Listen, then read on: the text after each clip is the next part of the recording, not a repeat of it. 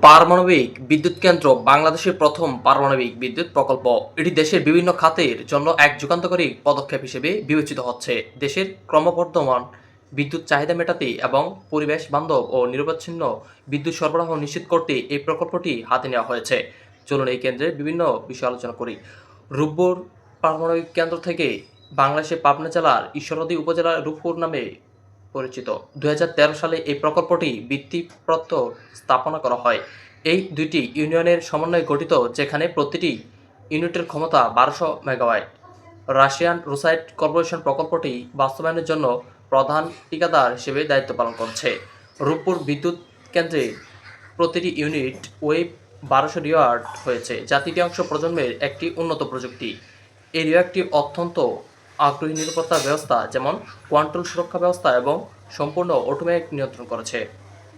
পারমাণবিক বিদ্যুৎ কেন্দ্রগুলোর ক্ষেত্রে নিরাপত্তা সবসময় গুরুত্বপূর্ণ একটি বিষয়।